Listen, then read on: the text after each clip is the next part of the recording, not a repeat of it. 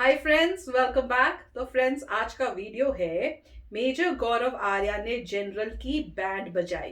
तो चलो फ्रेंड्स, देखते हैं क्या हुआ और क्या टॉक्स हुई और क्या आंसर्स उन्होंने दिए कि उनकी बैंड बज गई।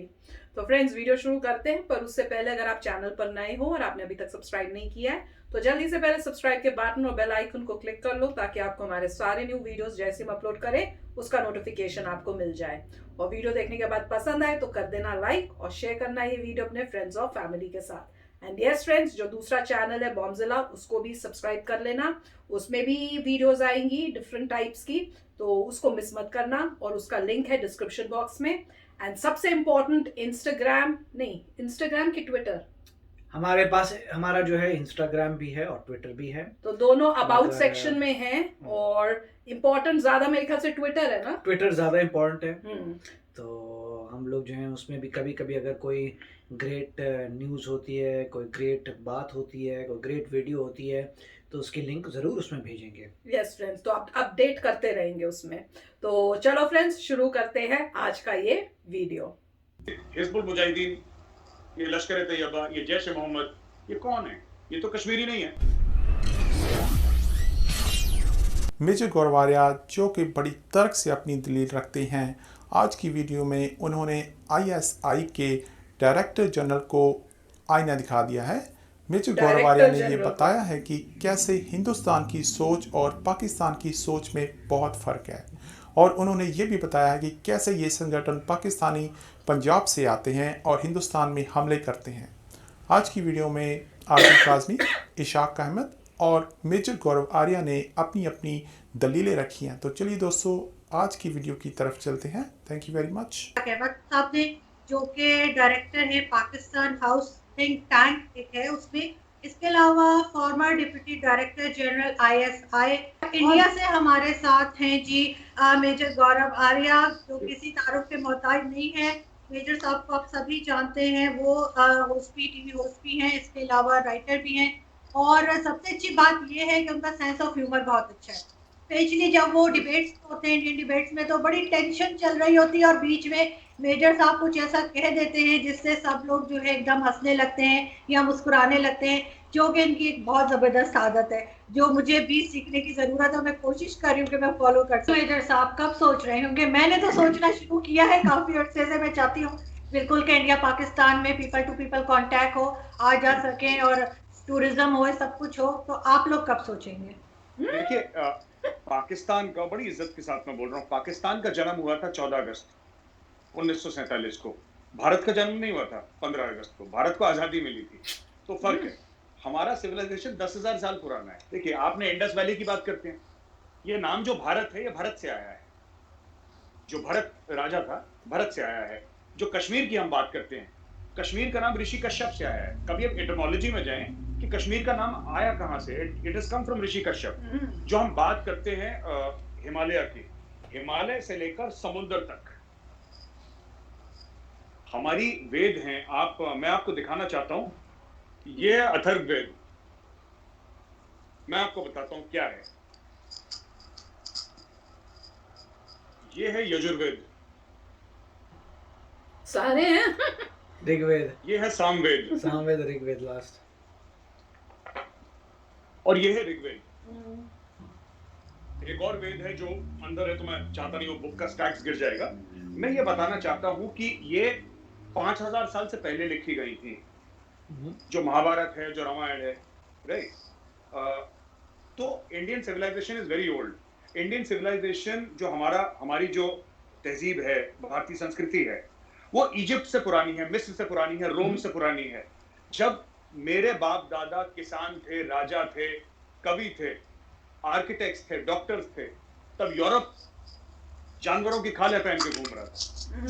तो आपको थोड़ा सा ये लेना पड़ेगा ना, कि इस कॉन्टेक्स्ट में लेना पड़ेगा। दूसरी चीज, ब्रिगेडियर साहब ने जो बात करी ना, कि ब्रिगेडियर साहब ने बात करी कि कौन टेररिस्ट है, मैं आपको बताता हूं मेरे नजदीक कौन टेररिस्ट है। ठीक है, जो इनोसेंट लोगों को मारे, हथियार उठाए।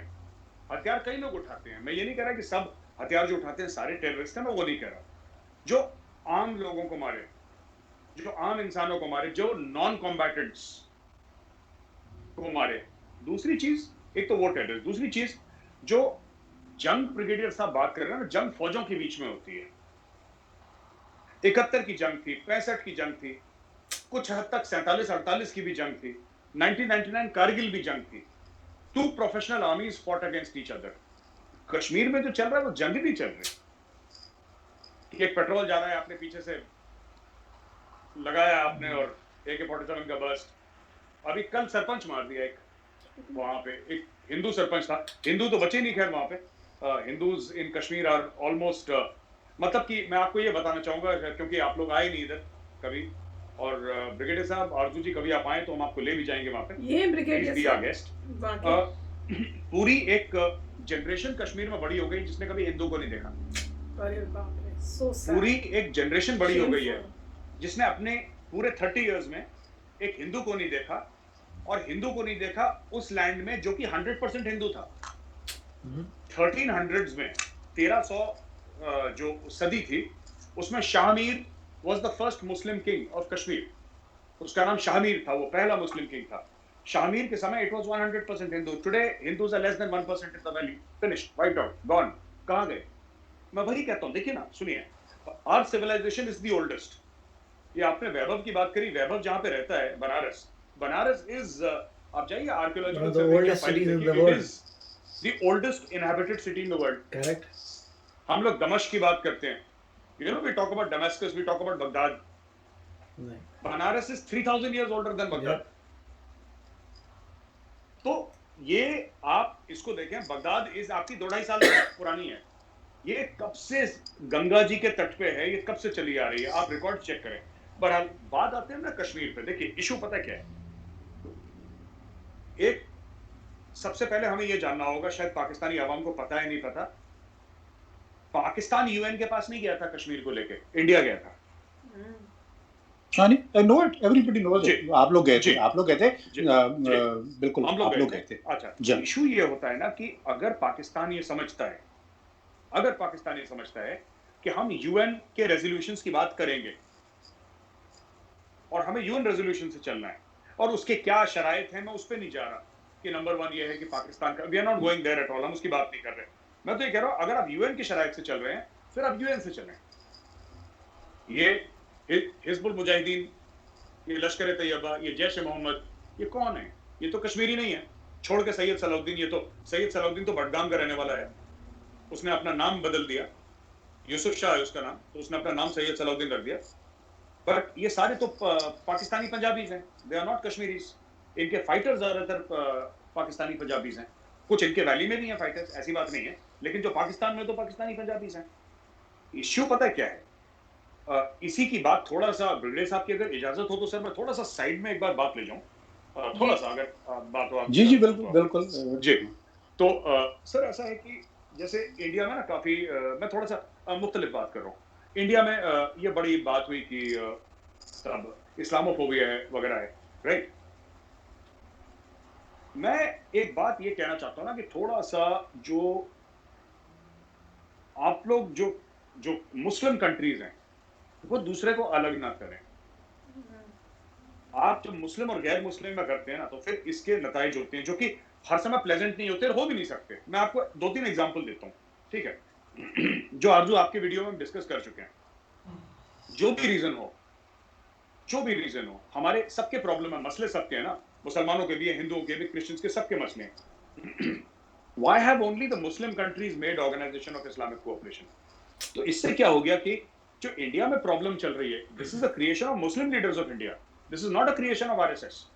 देखिए मोदी ने तो ये बोला है कि एक हाथ में कुरान शरीफ और एक हाथ में लैपटॉप होना चाहिए भारत के मुसलमानों का, राइट। आपने एक स्टेटमेंट पास कर दिया, ओवैसी के भाई ने बोला कि 15 मिनट के लिए, आप समझिए 85% मेजोरिटी हिंदू कंट्री में ओवैसी का भाई ये बोल रहा है कि 15 मिनट के लिए पुलिस हटा दो तो हम हिंदुओं को देख लेंगे, ये बोल रहा है। अब आप सोचिए, और लोग कह रहे हैं बड़ा बहादुर है। अरे वो बहादुर नहीं है, वो कॉन्स्टिट्यूशन ऑफ इंडिया उसको परमिट करता है।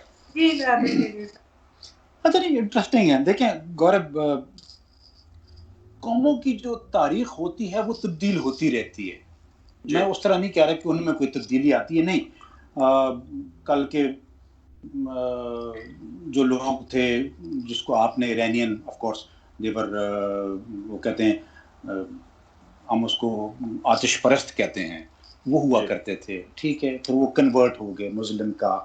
क्रिश्चियन से पहले क्रिश्चियन रिलीजन नहीं था, यूदिज्म था, यहूदी थे, यहूदियों से पहले कुछ और था। ये तो इंसानी तारीख है जो तब्दील होती रहती है और आगे भी शायद तब्दील होती रहे।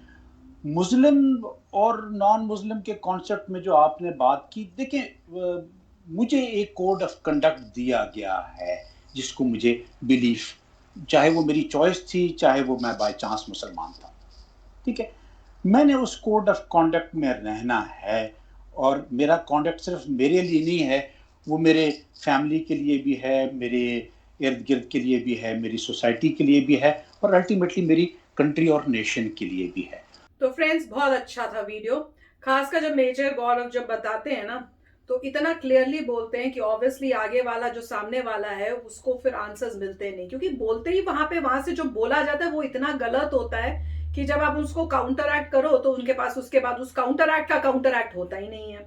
तो अब जैसे उन्होंने बताया कि उन्होंने ये बहुत क्लियरली बोला कि भाई आपके इस्लामिक ऑर्गेनाइजेशंस हैं उस टाइप से बनाई नहीं है कि मुस्लिम नेशंस बना के वो उस टाइप से किया हुआ है, पर उस टाइप का बात हिंदूज या क्रिश्चियनिटी में इस टाइप से आप चीजें देखते नहीं। तो आपने खुद ही अपने आप को अलग किया हुआ है, तो जब आप ऐसे अलग करोगे, पार्टीशन करोगे, तो ऑब्वियसली प्रॉब्लम्स तो आएंगी सब जगह फिर।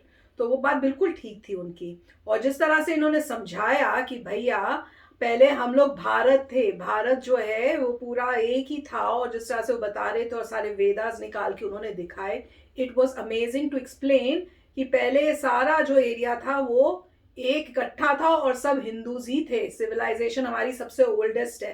तो बहुत इंपॉर्टेंट है ये सब बातें बतानी, और खासकर जो पाकिस्तान की पब्लिक है जब उनके पास ये इंफॉर्मेशन जाएगी तो सारे तो नहीं पर कुछ तो इस बात को दे सुन के कुछ तो फर्क पड़ेगा उनके में, दिमाग में, सोचने के ढंग में। तो काफ़ी अच्छा था वीडियो। और सबसे बड़ी बात ये होती है कि आप लोग जो होते हैं लॉजिकली नहीं सोचते। हम मिस्टर गौरव आर्या जो है वो लॉजिकली सोच रहे थे और इसीलिए उनके आंसर्स बड़े ज़बरदस्त थे। कि जब कोई बोले कि 15 अगस्त में आप आज़ाद हुए, तो बोला हमें आज़ादी मिली थी 15 अगस्त में, मगर हम क्रिएट नहीं हुए थे, हम तो सदियों से बैठे हैं। और अगर लोगों को पता नहीं होगा, डेफिनेटली आप बनारस जो वाराणसी है, one of the oldest city in the world है। अगर आप जाके सर्च करें oldest city in the world, Banaras भी है, तो वो ग्रेट बात है। दूसरा उन्होंने अच्छी बात कही थी कि कश्मीर में या पूरे रीजन में, जैसे कह रहे हैं हिमालय से जो हमारे सी है, इंडियन ओशन, जितनी भी लैंड थी उसमें हिंदूज ही थे, पहले सिर्फ हिंदू ही थे। अब जब आप कश्मीर में देखते हैं तो हिंदूज नहीं बचे हैं, तो देखिए 1% से भी कम है। तो वही कह रहे थे कहाँ 100% से लेस देन 1% हो गए हैं। और अभी कश्मीर में जो जनरेशन आ रही है वहाँ के मुस्लिम्स की, उनको पता ही नहीं कि यहाँ हिंदू भी होते थे, राइट। तो एक ये क्रिटिकल पॉइंट था बताने का कि पहले सारे हिंदू ही थे। क्यों? इंडस वैली सिविलाइजेशन की बात कर लीजिए, मोहनजोदारो हड़प्पा की बात चल रही है, तो उस समय की बात है। सारे के सारे हिंदूज थे, बीच में बुद्धिज़्म आया, उसके बाद इन्फ्लुएंस आया ऑफ इस्लाम, और जो कन्वर्ट हो गए, जो नहीं कन्वर्ट हो गए वो अभी तक हिंदू ही हैं। तो ये अच्छी बात कही थी। और मैं कहूँगा वो ये भी बात कह रहे थे कि अगर आप ऐसी ऑर्गेनाइजेशंस बनाते हैं, मुस्लिम ऑर्गेनाइजेशन, तो अपने आप को एलियनेट कर रहे हैं, दैट इज़ ट्रू। अब जो उनके आईएसआई के जनरल थे वो भी लॉजिकली बात कर रहे थे, हमने सुनी नहीं एग्जैक्टली होती, वो लॉजिकली बात कर रहे थे। वो कह रहे थे देखो मैया मैं पैदा हुआ, मैं पिक नहीं कर सकता मैं किस कंट्री में पैदा हो रहा हूँ, किस रिलीजन में पैदा हो रहा हूँ।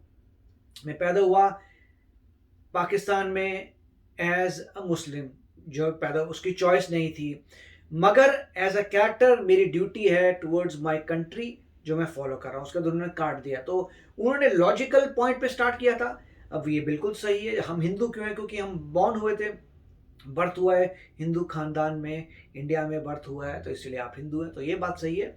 मगर ये कैरेक्टर की बात थी कि आगे जाके आपको नज़र आता है कि मतलब बाय लार्ज अगर आप देखें तो डेफिनेटली बहुत अच्छे कैरेक्टर है हिंदूज का, ठीक है। मैं ये नहीं कहता कि बैड एलिमेंट्स नहीं है, बैड एलिमेंट्स हर चीज़ में होते हैं, मगर बाय एंड लार्ज जो है अगर आप भगवद गीता पढ़ते हैं तो काफ़ी पीसफुल है। सिमिलरली जो दूसरा रिलीजन है मुस्लिम, वो भी पीसफुल है रिलीजन। हर एक रिलीजन जो है, अगर वो अच्छा नहीं होता, अगर रिलीजन पीसफुल नहीं होता तो कोई फॉलो नहीं करता। ह्यूमन बीइंग इनहेरेंटली अच्छा है, अंदर से ह्यूमन बीइंग इनहेरेंटली अच्छा है, उसको लड़ाई झगड़ा नहीं करना। कोई ऐसे रोज उठता नहीं है कि मैं लड़ूंगा साथ वाले से, नहीं, राइट। सो नॉर्मली लोग चाहते हैं कि भाईचारा हो।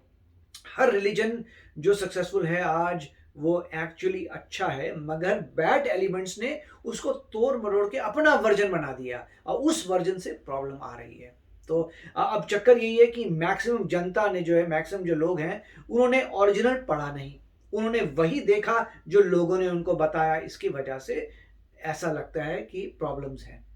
तो मगर काफी अच्छा वीडियो था, वेरी नाइस। और इसमें वो भी तो बताया था कि वो उन्होंने बोला कि हमें पता नहीं क्या 15 मिनट दे दो तो हम बताते हैं मोदी तो वो जी बैड को। एलिमेंट है, वही तो कह रहे हैं, हाँ, बैड एलिमेंट है वो। और उनको ये बोला गया कि ये बोलने का ये नहीं कि वो बहुत ब्रेव हैं, हमारे यहाँ डेमोक्रेसी है। तो ये देख लो कि प्राइम मिनिस्टर को इस टाइप से बोला जा रहा है क्योंकि डेमोक्रेसी है, और वहां पे कोई ऐसे बोले तो क्या होगा।